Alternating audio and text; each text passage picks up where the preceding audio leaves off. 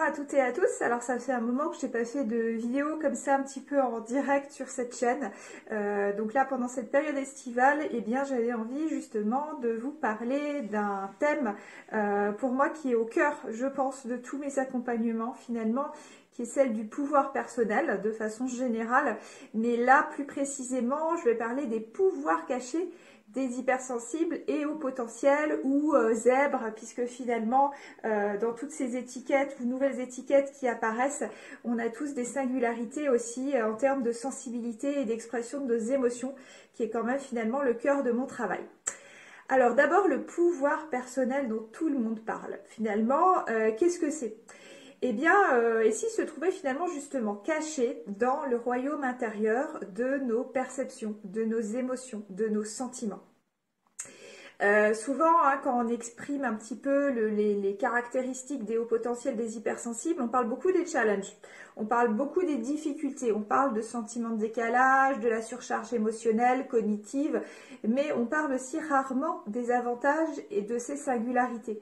Alors comme je vais un petit peu vous l'exprimer, en fait derrière chacun de ces pouvoirs, alors là j'en ai listé on va dire 4, ça ne veut pas dire que c'est quelque chose qui est exhaustif, pour moi c'est peut-être les plus forts, mais c'est pas encore une fois limitant, hein, il y en a d'autres, mais finalement pour arriver à contacter chacun de ces pouvoirs, justement, c'est comme, vous savez, les deux faces, vous avez une pièce de monnaie, vous avez deux faces.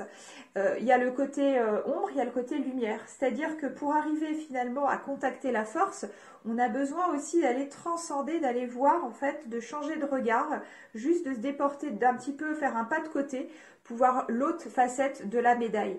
Donc justement, chaque force, en fait, va aussi partir, c'est un petit peu ça le paradoxe, hein, des fois qu'on ne comprend pas, on voit que le côté ombre, mais si on passe à travers cette ombre, on va voir de l'autre côté, on va justement avoir une force associée. Donc je vais rentrer un petit peu plus en détail là-dedans. Alors, pour moi, la première force, la première clé, le premier pouvoir caché en fait des hypersensibles, c'est d'arriver à incarner le ou la guerrière pacifique de notre vie. Alors, vous allez me dire, oui, mes guerriers, je comprends bien, souvent ma vie est un combat, mais pacifique, comment ça se passe? Eh bien, rappelons quand même que les hypersensibles et hauts potentiels, comme dit, hein, je vous dis encore une fois, d'autres zèbres, ont une grande capacité de résilience. C'est-à-dire, en fait, la résilience, finalement, c'est quoi? Bon, c'est une capacité de dépasser, on va dire, des épreuves, d'arriver à rebondir, d'arriver à retrouver, je dirais, une certaine sécurité intérieure. Mais au-delà de ça, la résilience, en fait, c'est ressentir tout simplement la confiance en la vie. À savoir, arriver à ressentir qu'on fait partie de la vie.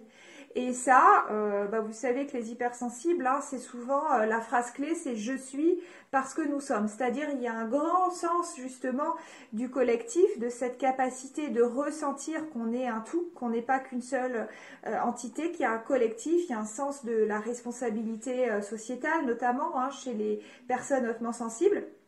Et savoir en fait qu'en soi, il y a vraiment un pouvoir personnel réel, j'ai la capacité de faire quelque chose, de réaliser quelque chose. Le guerrier, hein, pour moi, c'est ça. Le guerrier, c'est celui qui rentre dans une action. Mais c'est pas contre quelque chose, c'est pas le rebelle. Le guerrier pacifique, c'est celui qui est dans une action juste, en fait, qui n'est pas dans une réaction. La réaction, ça va être plutôt, je dirais, le côté égotique, notre personnalité qui va réagir. Mais quand on agit d'une façon juste, ça part d'un autre espace finalement en nous. Donc là-dedans, alors quelques clés, hein, puisqu'en fait je disais toujours, c'est comment on arrive à ça, comment on peut développer ça. Vous avez ces potentiels-là en tant que personne très sensible, mais comment on arrive encore davantage à le développer? Alors, des fois, peut-être que vous avez l'impression que vous n'avez pas tout ce qu'il faut dans votre vie en apparence. Peut-être vous n'avez pas assez ceci, peut-être pas assez cela, c'est pas le bon job, c'est pas le bon conjoint, peut-être vous n'êtes pas dans l'environnement de vie le plus adapté pour vous, vous sentez mal, etc. Peut-être vous sentez contrarié, peut-être, eh bien, en fait, c'est arriver à mettre ça de côté certains moments. Alors bien sûr, on n'y arrive pas tout le temps. Hein. On a aussi, on peut être attrapé par des pensées. Puis il y a quelque chose qui nous pousse à l'intérieur. Mais en fait, c'est par moments, c'est vraiment rentrer dans un espace où vous vous autorisez à être exactement là où vous êtes maintenant. En fait, c'est la fin de la plainte. C'est la fin aussi de devoir vous expliquer, de devoir vous justifier. Ça, je donne ça aussi comme clé beaucoup à une personne très sensible. Justement, veulent tellement expliquer aux autres ce qu'ils ressentent, comment ils comprennent le monde, etc. Qui se justifient. Ils rentrent dans des justifications, mais sans fin. Là, il y a dans cet espace, comme je vous invite, c'est vraiment à ne rien expliquer, à cesser de vouloir vous justifier, à cesser de dire pourquoi vous faites certaines choses. Si vous avez certaines valeurs, s'il y a des causes qui vous semblent justes, eh bien, allez-y. Il y a vraiment à cesser d'écouter en fait la part en vous qui préfère que les autres choisissent pour elle, fassent les choses à leur place, à votre place, pardon, ou décident pour vous. Hein, et souvent cette part-là, finalement, elle endosse le rôle de victime. C'est un bénéfice secondaire, mais c'est pas le vrai vous. Vous attirez effectivement ce sentiment de ressentiment, de plainte, qui va attirer l'attention d'autres personnes. Mais finalement, en soi, eh bien, ça va vous nuire sur le long terme. Peut-être que vous pensez que vous auriez dû faire d'autres choses dans votre vie. Vous vous en voulez. Il y a un sentiment de culpabilité de ne pas avoir fait ceci, de ne pas avoir été parfaite dans certaines situations, d'avoir vécu l'injustice, de n'être pas assez. Eh bien, en fait, c'est arriver à être par moment, et je vous dis encore une fois, moi je donne pas mal d'ateliers, il y a vraiment tout un cycle là-dessus, sur la souveraineté intérieure, vous pouvez y rentrer tout au long de l'année, les ateliers collectifs, mais c'est sentir cet espace de présence à vous-même, où juste vous vous posez. C'est en fait un acte qui dépasse toute logique. Vous n'êtes pas fasciné par une image de vous que vous avez à défendre, hein, le super-héros, etc. Ou ni se sentir nul non plus, ni se sentir génial. C'est en fait juste d'être qui vous êtes, avec votre grande sensibilité et vos grands potentiels.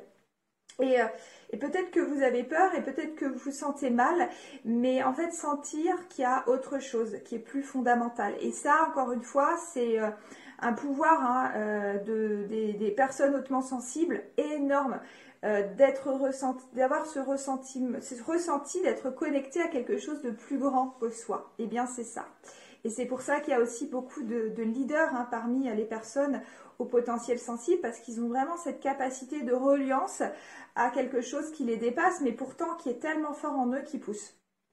Voilà, donc c'est ça, de devenir, de rayonner le guerrière, la guerrière pacifique de votre vie. Et aussi, pour finir sur ce premier pouvoir, en fait, alimenter la plainte. Souvent, hein, quand on se plaint, hein, c'est fuir le vrai problème. C'est en fait ne plus être disponible à ce qui se passe. Et c'est passer en fait aussi à côté de sa propre vie. C'est comme en avoir démissionné. Hein.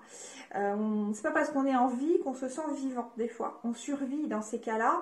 Mais voilà, sentir que vous êtes en vie, que vous êtes là sans raison, pour rien, que vous êtes là à votre place. Et on cherche beaucoup sa mission de vie, comme si voilà, on n'en avait qu'une seule, et comme si on passait à côté, sa vie était ratée. Mais pour moi, c'est complètement une illusion, ça.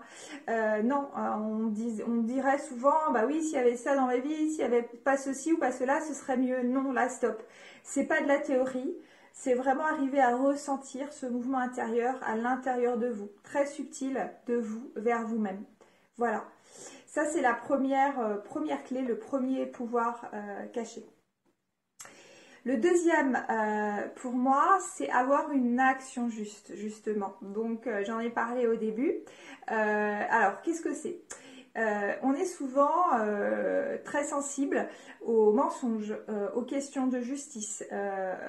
Il y a souvent chez les hauts potentiels et les hypersensibles un grand sens de l'intégrité et de l'authenticité. Et une action juste pour les hypersensibles et les hauts potentiels, c'est ne pas se suradapter, ni se trahir soi-même. C'est un alignement finalement entre ce qu'on pense, ce qu'on dit, ce qu'on ressent et ce qu'on fait. C'est vraiment, j'insiste beaucoup, vous avez dû peut-être m'entendre dans d'autres vidéos sur cet espace-là, mais c'est vraiment quelque chose de magique qui aide, là aussi qui donne une force intérieure et un pouvoir d'action énorme. Et en fait, les hauts potentiels, les hypersensibles souvent donnent beaucoup, mais là, dans cet espace, c'est vraiment sentir que vous donnez car vous aimez donner, car vous avez envie de déployer quelque chose et ça fait une grande différence. C'est pas parce que vous êtes en manque d'affection, c'est pas parce que vous vous sentez coupable, c'est pas parce que vous vous sentez en faute ou car vous n'êtes pas assez que vous devez donner. Vous donnez car vous aimez donner. Et là, vous vous sentez plein, parce que souvent, je sens beaucoup dans le challenge, justement, le côté ombre de cette médaille-là, sur le don, c'est cet équilibre entre le donner et le recevoir. C'est vraiment arrivé des fois, on se sent, certains disent, mais je me sens vidée. Oui, mais encore une fois, vous avez une force énorme d'amour en vous, de capacité de don de vous. Eh bien, à partir de quel espace vous l'envoyez? Est-ce que c'est par rapport à un espace de compensation, de vide, de morale, de je dois, il faut, etc. Non, là c'est vraiment vous retrouver avec vous-même, assumer la responsabilité de vos paroles, de vos actes, de vos comportements.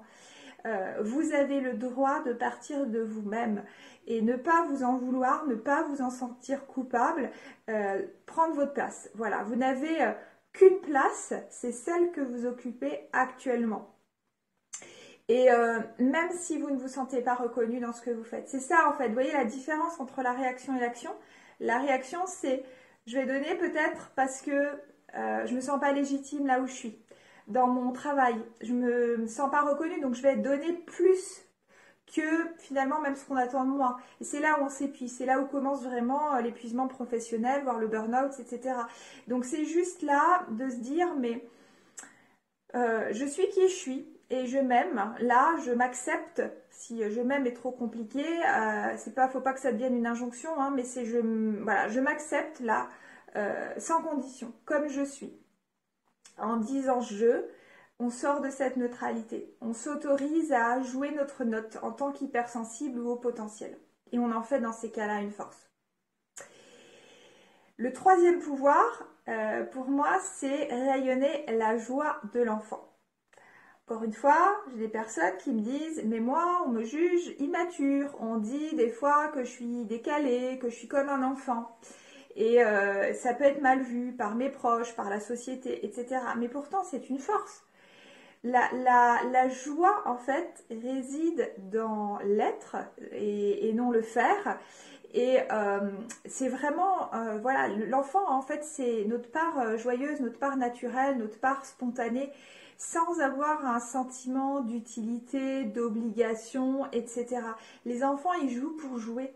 Et le faire pourra intervenir dans ces cas-là par jeu et non par besoin, justement, de servir à quelque chose. Donc c'est vraiment de vous autoriser, vous avez cette force-là, ce retour à la spontanéité, à cet élan de vie. Retrouvez cette part d'enfant qui s'exprime en vous aussi souvent. Si vous savez l'écouter, si vous ne la brimez pas, si vous dites mais non, mais que vont penser les autres, etc. Souvent, j'insiste aussi, on confond enfantin et infantile. Mais c'est pas du tout la même chose. Infantile, c'est le côté immature. Enfantin, c'est notre étincelle de vie, c'est notre potentiel de créativité et d'imagination. Et là, encore une fois, c'est vraiment très très intense chez les zèbres. Et encore une fois, c'est quand vous êtes en contact avec cette part de vous, c'est alors par le jeu J-E-U que le jeu J-E pourra s'exprimer, se déployer. Voilà, donc c'est vraiment cette force de vie, c'est rétablir l'équilibre entre vous et puis cette partie de vous que vous avez peut-être un peu oublié, négligé, votre enfant intérieur. C'est une reliance avec la vie. Le quatrième pouvoir, pour moi, c'est une capacité extraordinaire de connaissance des ombres et d'introspection. Tout ce qu'on vient de dire, vous voyez qu'à chaque fois, il y a à aller challenger justement le côté ombre. Et là, l'idée, c'est cette capacité, cette force que vous avez d'avoir un rapport sain avec vos ombres, vos difficultés, sans les nier, sans les rejeter. Il y a encore une fois cette part d'authenticité, cette honnêteté en fait envers vous-même, eh bien, c'est à assumer. C'est vraiment, mais encore une fois, c'est être dans une objectivité, dans un rapport sain avec ses ombres. Par exemple, vous faites un gâteau, il est raté. Bon. Eh bien, vraiment être dans la raison objective. Je n'en veux pas, je n'ai pas le problème, il est là, il est présent, je vais l'utiliser comme expérience. J'aime beaucoup dire que dans la vie, l'expérience, c'est pas ce qui nous arrive, c'est ce qu'on en fait. Et donc là, c'est arriver à retrouver sa responsabilité, prendre sa part, être pleinement l'acteur de sa vie et non pas donner son pouvoir aux autres ou capituler ou renoncer, hein, mais c'est vraiment s'engager avec soi-même. C'est ok, je vois bien qu'il y a des choses qui sont plus challengeantes pour moi, ok, je les vois, je ne les nie pas. Mais je ne vais pas non plus me focaliser dessus ou zoomer dessus ou me culpabiliser, hein. Euh, Là aussi, c'est normal d'avoir des challenges dans la vie. On croit toujours que le bonheur, c'est pas avoir de problème. Pour moi, c'est faux. En fait, c'est plus un engagement dans son existence, une capacité de faire. C'est plus peut-être être vivant que calme, hein. C'est pas, enfin pour moi en tout cas, dans mon approche, hein, c'est pas être zen tout le temps. C'est des vagues, mais c'est en fait comment justement j'arrive à surfer sur ces vagues, à accompagner mes bas, sachant que j'ai une capacité, comme je disais au début, de résilience importante, donc d'arriver à rebondir. Et ça, c'est ce que j'appelle pour moi la confiance.